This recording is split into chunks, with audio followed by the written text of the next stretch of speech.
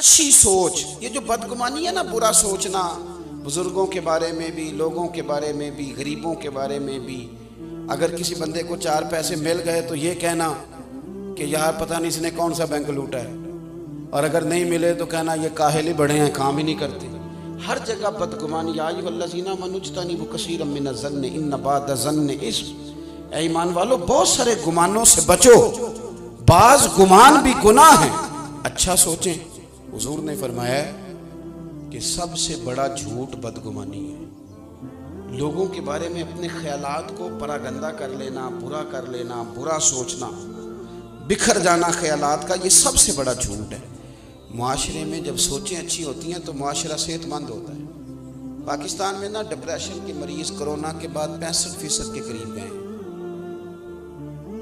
کسی کو تھوڑی سی ٹینشن ہے، کسی کو زیادہ ہے.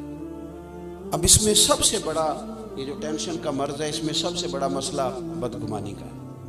آپ ڈاکٹر کے پاس پہلے دن جائیں گے نا، مجھے ٹینشن ہے، تو پہلا سبق یہ پڑھائے گا کہ اچھا سوچا کرو، اور جو رب نے دیا اس پہ راضی رہنا سیکھو. ٹینشن ختم ہوگی. حضور صلی اللہ تعالیٰ علیہ وسلم نا اچھی سوچ لوگوں کے اندر لانا چاہتے، لوگوں کو لوگوں کے حق میں نرم کرتے. رسول پاک صلی اللہ علیہ وسلم ایک دوسرے کے لیے دلائل دیتے. ہر طبقے کی حضور نے عزت بیان کی. مزدور سے، محنت کرنے والے سے کہا یہ اللہ کا دوست ہے. جو تجارت کرنے والا تھا فرمایا جو سچا تاجر ہوگا قیامت کے دن نبیوں کے ساتھ اٹھایا جائے گا. ہر شخص کو اعزاز دیا، اچھا گمان. اگر بالفرض کسی وقت آپ کو ایسا لگتا ہے کہ فلاں آدمی یہ غلطی کر رہا ہے، تو ایک تو یہ کہ اگر وہ بزرگ ہے، کوئی عالم ہے، کوئی اللہ والا ہے، کوئی ہم سے بڑا ہے، ہمارا والد ہے، تو اس کی اس غلطی کو، اس کی تعویل کرنے کی کوشش کریں. اچھا، اگر کوئی اچھا پہلو نکلتا ہے تو اچھے. ایک عورت جا رہی ہے تیزی سے بے پردہ گلی میں، تو بزرگ فرماتے ہیں اسے بے حیا نہ کہو.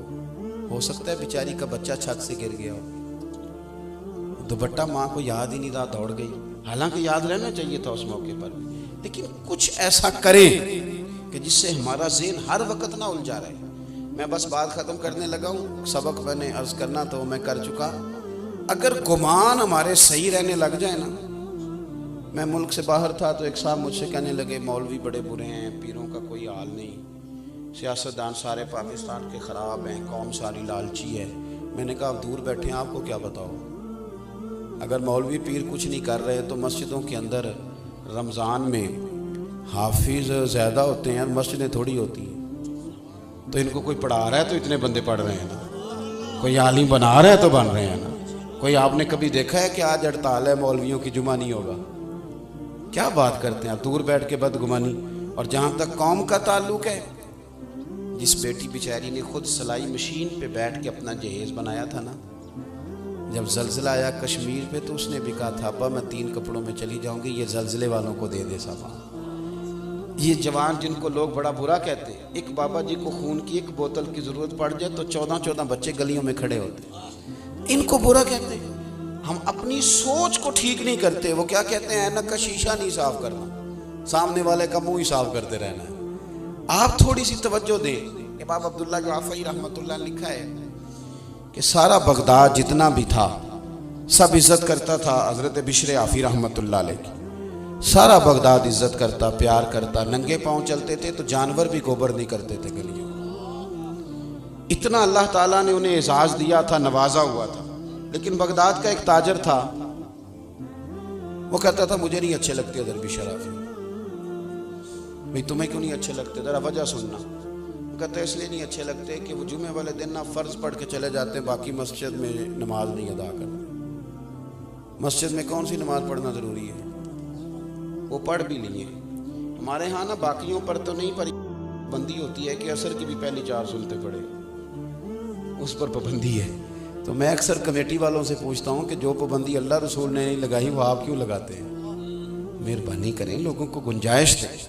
آپ وہ جبر کیوں کرتے ہیں جو آپ کو نہیں کرنا چاہیے؟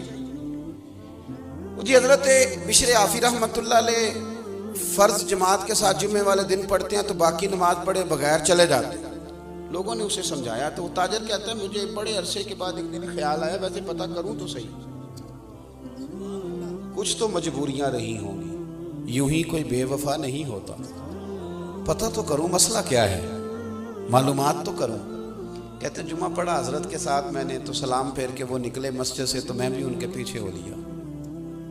उन्होंने जल्दी से जाके ना तो एक नान भाई की दुकान से नान खरीदे, तो मैंने फिर बदगुमानी की। मैंने कहा ओहो, पीर साहब को भूख ने सताया था, इसलिए सुनन और नवाफिल छोड़ दिए।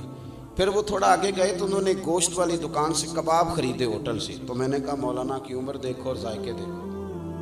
फिर वो जंगल की तरफ बढ़े तो मैंने तीसरी बदगुमानी की। मैंने कहा ये मुरीदों से छुप के सब्जे पे बैठ के खाएगा। कहते हैं थोड़ा सा रास्ता गुजरा तो एक कच्चा मकान आया, बाहर से कुंडी लगी थी। शेख ने अपने हाथों से वो मकान की दरवाज़ा खोला और मैं देख रहा था सामने एक फालज के मरीज़ बुजुर्ग लेटे, और जब वो आगे बढ़ के मैंने देखा तो उनके मुंह से रतूबतें निकल रही थी और वो तकलीफ़ में थे। हज़रत बिशर आफ़ी ने पहले सीधा करके लिटाया, फिर अपना इमामा खोल के पानी में डुबो के उनका मुंह धोया और पहला लुकमा तोड़ के उनके मुंह में डाला। तो फरमाने लगे बाबा नाराज़ ना होना, जुमा था, मुझे देर हो गई, अभी तो मैंने सुन्नतें और नफल भी पढ़ने हैं, अभी तो मेरी बकिया नमाज रहती है। वो शख्स कहता है मैं बाहर खड़ा था तो मेरा वजूद कांपने लगा। मैंने कहा मैं क्या कहता था, ये क्या बना, मैं कहाँ खड़ा था, ये क्या रंग निकल आया। हजरत शेख ने जब कहा ना माफ़ कर दो तो बाबा जी रो पड़े, कहने लगे मेरा आगे पीछे कोई नहीं और जो थे वो भी मुझे छोड़ गए। बिशर 14 साल हो गए तो रोज़ मेरी रोटी लेके आता, तो कब तक आएगा यार, मैं कब तक बड़ा रहूँगा, कब तक तू इतना तकल्लुफ़ करेगा। तो हज़रत बिशर आफ़ी ने उनको रोते देखा तो रोए, आंसू पूंछ के कहने लगे ये जो रब की इतनी रहमतें बरसती हैं ना और इंसानों से लेकर जानवर तक मेरी कदर करते हैं, तो इसके पीछे हिकमत ये है कि मैं आपकी खिदमत करता हूँ तो अल्लाह ने मखलूक के दिल में मेरी मोहब्बत पैदा फरमा दी।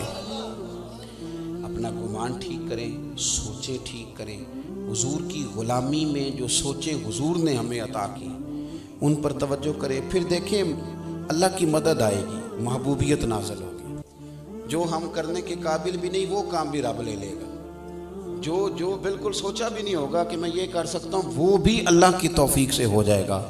उलझना छोड़ दें, बहुत ज़्यादा बदगुमानियाँ छोड़ दें, बहुत ज़्यादा कहानियाँ छोड़ दें, नए नए उलझे सवालात और बिखरी सोचें। और हमारे बच्चों का ये कहना कि फ़लाना भी गलत फ़लाना भी गलत, तो भाई ये तो आपके ज़िम्मे ही नहीं, आपके तो ज़िम्मे अपना आप है। बुरे बंदे नूं लभन टुरिया सां जग ते मिलिया ना कोई, ते अपने अंदर झाती पाई ते मैथों बुरा ना कोई। तो इसलिए हुजूर सल्लल्लाहु अलैहि वसल्लम की जो इत्तिबा है उसमें हमें जो निखरी ज़िंदगी मिलती है वो हमें ताज़ा दम रखेगी, परेशान नहीं होने देगी, ख़्यालों को आवारा नहीं होने देगी। अल्लाह के हुजूर दुआ करता हूँ जो मैं कह सका हूँ अल्लाह कबूल फरमाए, गुफ्तगू में जहाँ भूल गए अल्लाह दरगुजर